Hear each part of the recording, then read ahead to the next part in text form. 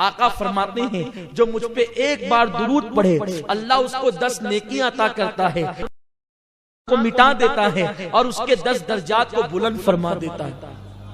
एक मर्तबा का वाकया है कि एक शख्स अपने बाप के साथ हज के लिए चला और जब वो हज करने के लिए पहुंचा तो वो काबे का गिलाफ पकड़ता तो दुरूद पढ़ता, तवाफ करता तो दुरूद पढ़ता, जमजम पे आता तो दुरूद पढ़ता, मकाम इब्राहिम पे आता तो दुरूद पढ़ता, दुरूद दुरूद दुरूद दुरूद दुरूद ही पढ़ता रहा। अरफात में दुरूद, मिना में दुरूद, मुज़दलिफा में दुरूद, सब जगह दुरूद। ये भी एक बात है, जो दुरूद पढ़ता है ना उसके दिल की जितनी तमन्ना होती है बगैर मांगे मिलती है, इसलिए कि दुरूद हुजूर के लिए दुआ है।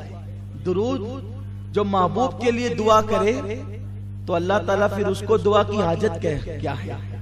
अब यहाँ ये बात मत सोचना क्या हम हुजूर के लिए दुआ करते हैं तो हुजूर के मरतबे बढ़ते, नहीं। अल्लाह अकबर, हम हुजूर के लिए दुआ करते हैं तो अपनी बिगड़ी बनती है। हम हुजूर के लिए दुआ करते हैं तो अपनी बिगड़ी बनती है और दुरूद दुरूद दुरूद पढ़ते रहे। वो नौजवान को एक बुजुर्ग ने देखा, लोगों ने उस बुजुर्ग का नाम गलत बयान किया है, लेकिन ज्यादातर लोग जिस बुजुर्ग का नाम बयान करते हैं वो हजरत मालिक इब्ने दिनार है। हजरत मालिक इब्ने दिनार ने उस बंदे को देखा और पूछा कि ए बंदे, तू तवाफ करता है तो दुरूद पढ़ता है, अरफा में दुरूद, मुज़दलिफा में दुरूद, मकाम पर दुरूद, मुल्तज़म पर दुरूद, हर जगह दुरूद दुरूद, क्यों दुरूद पढ़ता है? उसने कहा अगर आप इतने बड़े अल्लाह के बरगज़ीदा बंदे न होते तो मैं आपको ये राज कभी न बताता। मैं जो आ रहा था अपने बाप के साथ, जब मैं अपने बाप के साथ सफर हज पे निकला तो मुझे मालूम है कि मेरा बाप बड़ा पापी है, लेकिन मेरी नीयत ये थी कि मेरा बाप हज कर लेगा तो अल्लाह तबारक व तआला उसके गुनाह को माफ कर देगा।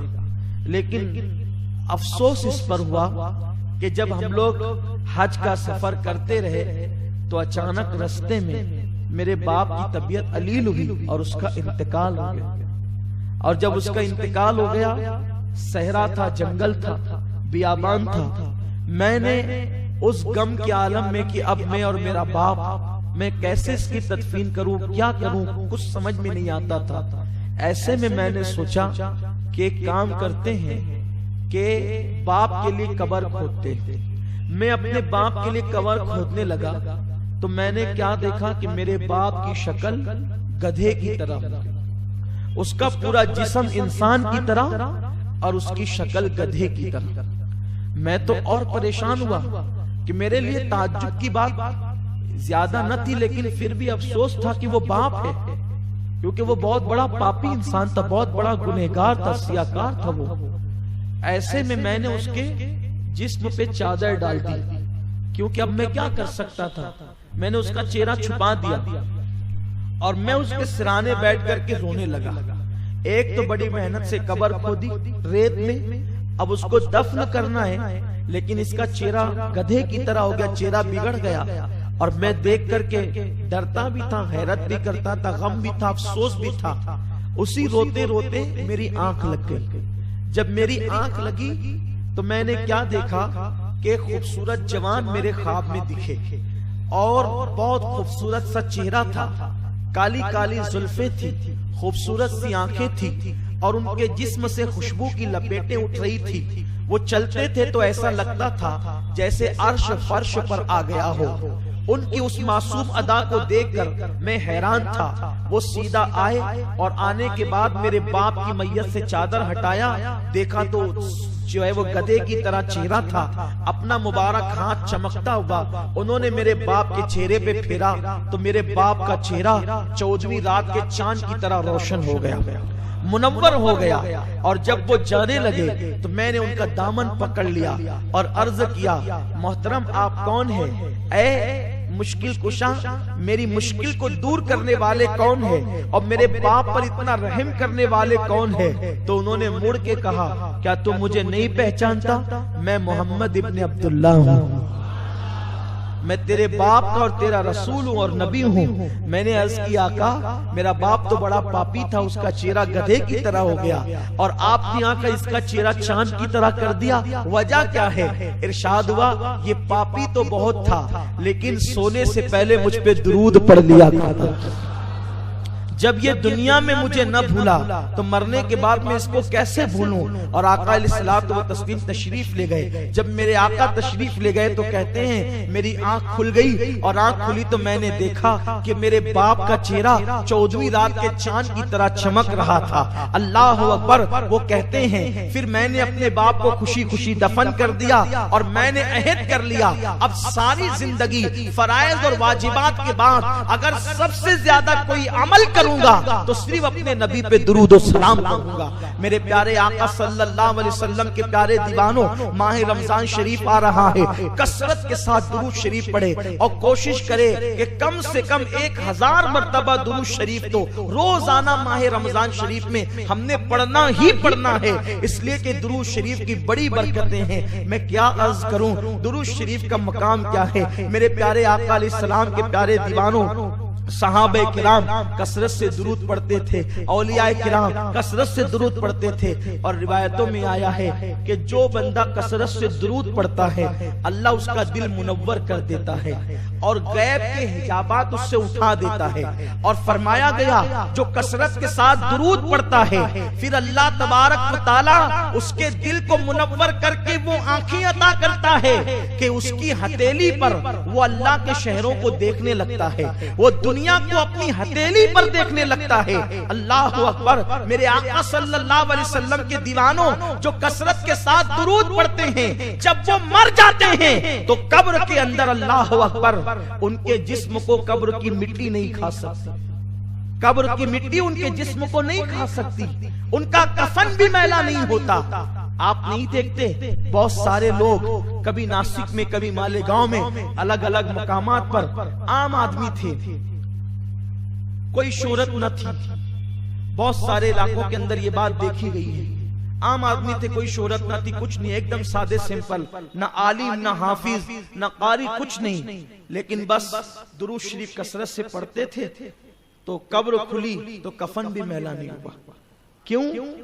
उसकी वजह है कि जिस सीने में दुरूद होगा उस सीने में हुजूर का इश्क होगा और दुरूद पढ़ने वालों को बहुत जल्दी हुजूर का दीदार नसीब होता है, बहुत जल्दी ज़ियारत नसीब होती है। हजरत इमाम शाफई रहमतुल्लाह अलैह को किसी ने विसाल के बाद देखा और पूछा कि अल्लाह ने आपके साथ क्या सलूक किया, तो आप इरशाद फरमाते हैं कि मैंने अपनी किताब में हुजूर पर एक दुरूद लिखा था, उस दुरूद को कबूल कर लिया गया और मुझ पर जन्नत के फूल निछावर किए गए और मुझे दुल्हन की तरह सजा करके जन्नत में दाखिल किया गया। मेरे आका सल्लल्लाहु अलैहि वसल्लम के दीवानों, दुरूद शरीफ पढ़ने की आदत बनाएं और आका करीम पर जितना दुरूद पढ़ोगे उतना दिल में मोहब्बत बढ़ेगी, प्यार बढ़ेगा।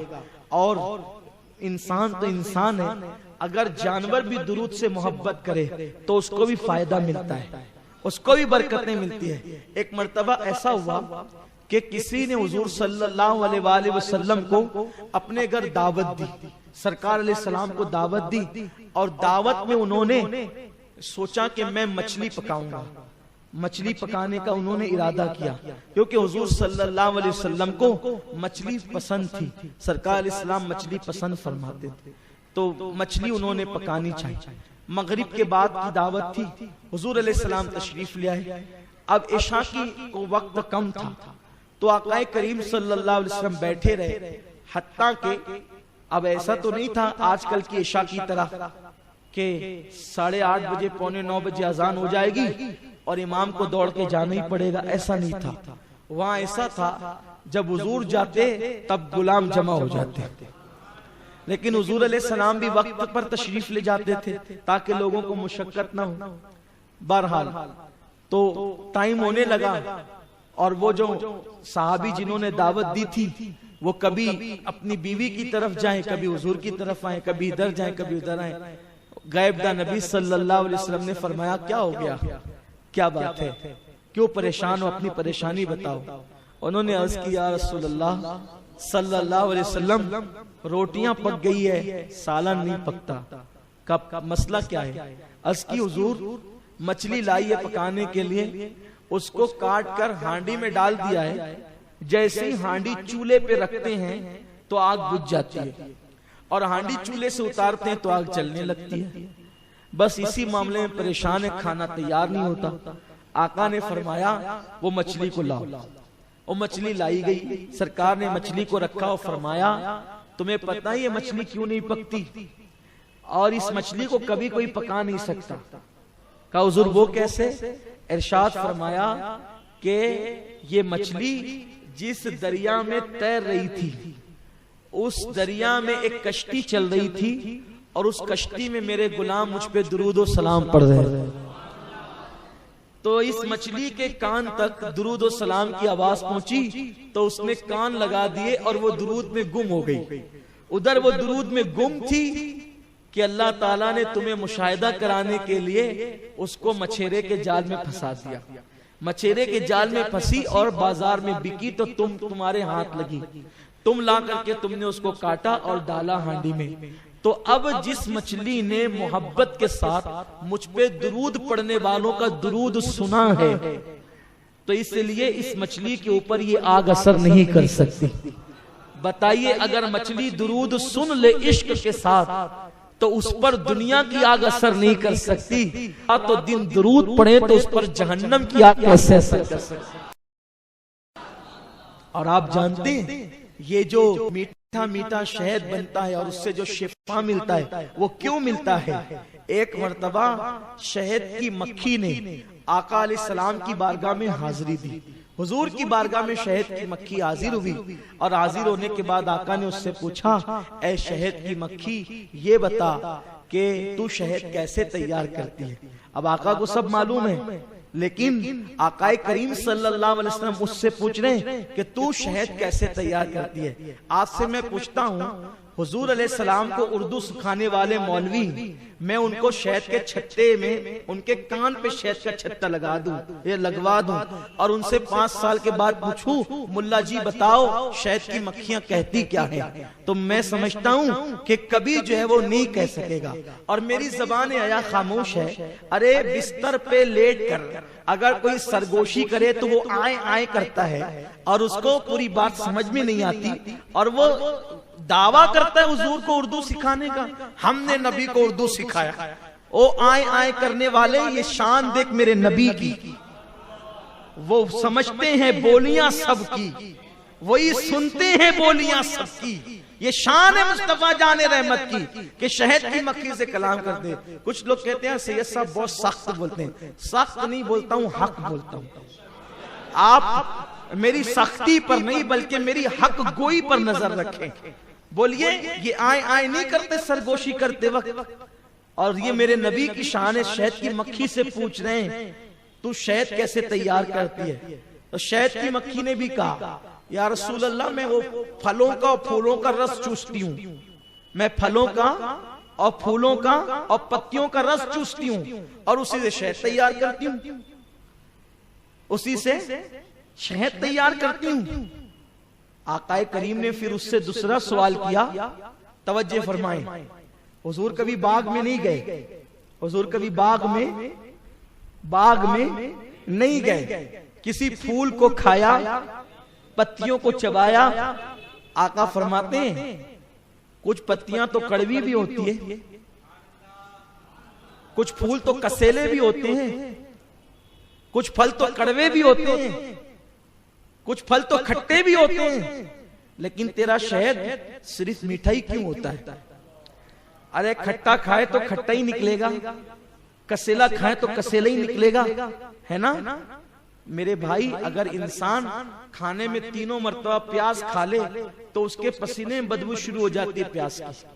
ये इल्म है, इंसानी इल्मुल अबदान है, ये इंसानी जिस्म का इल्म है कि इंसान अगर जैसी ग़िज़ा खाएगा, अगर इंसान खुशबूदार ग़िज़ा खा ले तो उसके पसीने से बदबू खत्म हो जाती है। बहुत सारे लोग गर्मी में परेशान रहते हैं, सोचते हैं यार कि मेरे पसीने में बदबू बहुत आती है, तो उसको ये सोचना चाहिए कि वो कोई बदबूदार ग़िज़ा तो नहीं खाता है हमेशा। एक आध टाइम खा ले तो असर नहीं करेगा, लेकिन अगर आप 3-4 टाइम दबा करके कोई एक ग़िज़ा खा ले तो उसका असर आपके पसीने पे जाहिर होता है। तो अल्लाह के हबीब सल्लल्लाहु अलैहि वसल्लम ने फरमाया कि पत्तियां तो कड़वी कसेली होती हैं, मीठी भी होती हैं, खट्टी भी होती हैं, फल और फूलों का हाल भी यही है, लेकिन तेरा शहद सिर्फ मीठा ही क्यों होता है? तो अर्ज करती है या रसूल अल्लाह, जब मैं बागों से, बियाबानों से, सहराओं से जो है वो रस चूस कर आती हूँ, तो वो रस चूसने से लेकर के रस को उगलने तक के, रस चूसने से लेकर के रस को उगलने तक के मैं आप पर दुरूद और सलाम पढ़ते हुए आता हूँ। आप पर दुरूद पढ़ने की बरकत से सारी खटास, फीकास और कसेलेपन को अल्लाह मिठास में तब्दील फरमा देता। देखा आपने मिठास क्यों पैदा होती है? इसीलिए डॉक्टर इकबाल ने कहा है, डॉक्टर इकबाल से किसी ने पूछा ना, डॉक्टर साहब आपकी शायरी में इतनी तासीर क्यों है, आपकी शायरी में इतना असर क्यों है?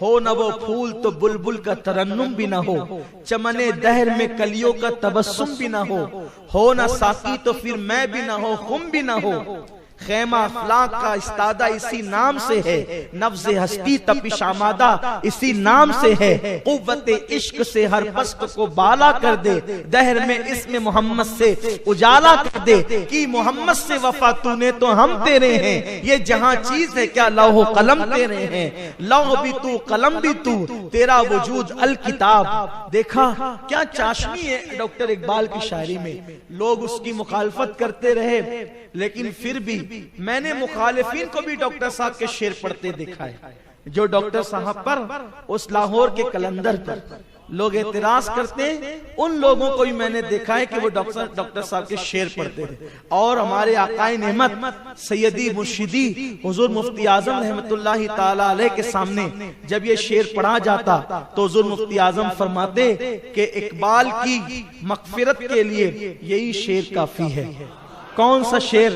कि मोहम्मद से वफा तूने तो हम तेरे हैं, ये जहां चीज है क्या लौह कलम तेरे हैं।